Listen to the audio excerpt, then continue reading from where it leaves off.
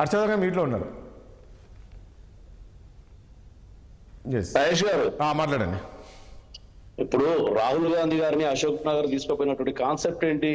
తెలంగాణలో 9.5 సంవత్సరాలుగా పరిపాలిస్తున్నటువంటి టిఆర్ఎస్ ప్రభుత్వం చదువుకుంటున్నటువంటి విద్యార్థులకు లేదా నిరుద్యోగులకు ఉద్యోగాల భర్తీ ప్రక్రియ చేపట్టట్లేదు. అవును. కాబట్టి మన కాంగ్రెస్ పార్టీ అధికారంలోకి వస్తే ఉద్యోగాల ప్రక్రియ చేపడదామని చెప్పేసి యువ డిక్లరేషన్ ఇచ్చే క్రమంలో రాహుల్ గాంధీ గారు తీసుకుపోయారు.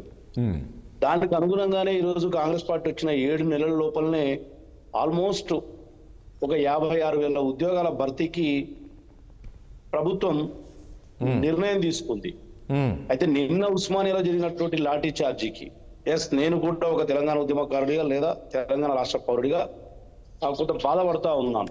కాకపోతే అక్కడ ఉన్నటువంటి సిచ్యువేషన్ ఏంటి, ఆ విద్యార్థులు మరీ శృతి మించి నిరసన అనేది గతంలో ఎట్లుంటుండే, ఒక దగ్గర కూర్చొని నిరసన చేయడమో లేదా ఎక్కడో ఒక కార్యాలయాన్ని ముట్టడిస్తే ఆ ముట్టడించిన కార్యాలయ హెచ్ఓడీలు పిలిచి చర్చలు జరిపి ఒక రిప్రజెంటేషన్ తీసుకునే ఆనవాయితీ ఉంటుండే. నిన్న జరిగినటువంటి ఉస్మానియా యూనివర్సిటీ ముట్టడి అనేది చాలా ఉద్రిక్తతలకు చోటు చేసుకుంది. కాబట్టి డెఫినెట్ గా పోలీసులు ఆ విధమైనటువంటి చర్యకు పూనుకున్నట్టున్నారు.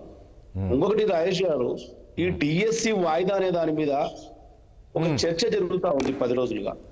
నేను ఒక్కటే చెప్తా, ఈ DSC notification last year BRS ప్రభుత్వం 5089 పోస్టులతో ఒక నోటిఫికేషన్ ఇచ్చింది. ఆ రోజు మా ప్రభుత్వం ఏం చెప్పింది, ఇది వద్దు, మెగా డిఎస్ చేస్తాం మేము కాంగ్రెస్ పార్టీ అధికారంలోకి వస్తే, విద్యార్థులకు పుపిల్ టీచర్ నిష్పత్తి ప్రకారం మేము నోటిఫికేషన్ వేస్తామన్నాం. వచ్చిన వెంబడినే మార్చి 15న వస్తున్నటువంటి భారత సాధారణ ఎన్నికల కోడ్కు ముందే మేము నోటిఫికేషన్ ఇచ్చినాం. 11,062 పోస్టులు.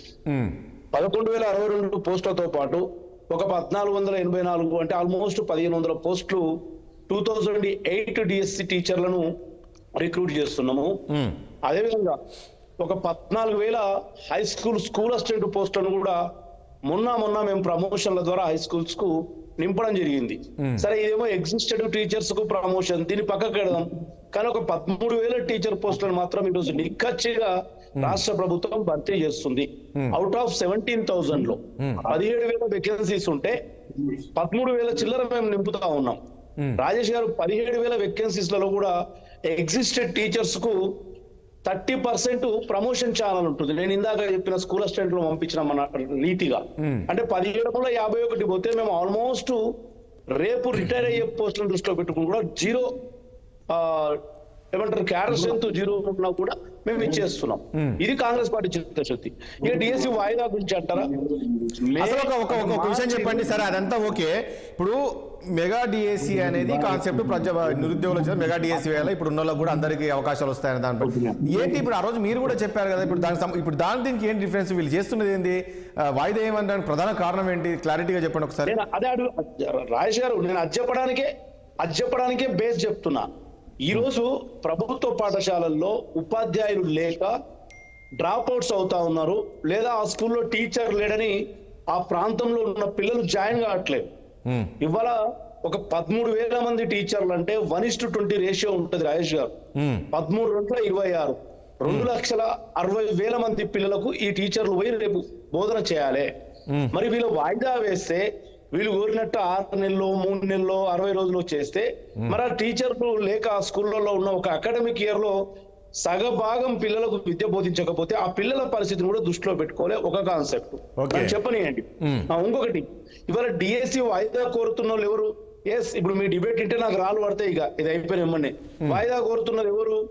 దాదాపు ఫస్ట్ అంటే మొన్న మార్చి 27న టెట్ నోటిఫికేషన్ వచ్చింది. జూన్ 3వ తారీఖు వరకు టెట్ అయిపోయింది. మే 20 నుంచి జూన్ 3 వరకు టెట్ అయిపోయింది. జూన్ 3 అంటే ఇవాళ ఎక్కడున్నాం మనం? ఆగస్టు 18న ఎగ్జామ్ ఉంది. 45 days టైం దొరికింది రాజేష్ గారు టెట్ అయిపోయిన తర్వాత. 45 days దొరికింది రాజేష్ గారు. వీళ్ళు అబోధాలు చెప్తా ఉన్నారు. నేను డేట్లు చెప్తున్నా. జూన్ 3కు చివరి టెట్, మే 20న స్టార్ట్ అయిన టెట్, జూన్ 3కు చివరి టెట్. నేను జూన్ 3నే క్రైటీరియా తీసుకుంటే 45 days అయిపోయింది. నేను ఇంకొకటి ఏంటంటే వీళ్ళు గత సంవత్సరం నుంచి అవుతా ఉన్నారు. టెట్ లో ఉన్నటువంటి సిలబసే 90% డిఎస్సి లో ఉంటుంది. ఒక్క పాయింట్ ఇక్కడ, ఒక్క పాయింట్. సరే, ఇప్పుడు మీరు ఆల్రెడీ టీచర్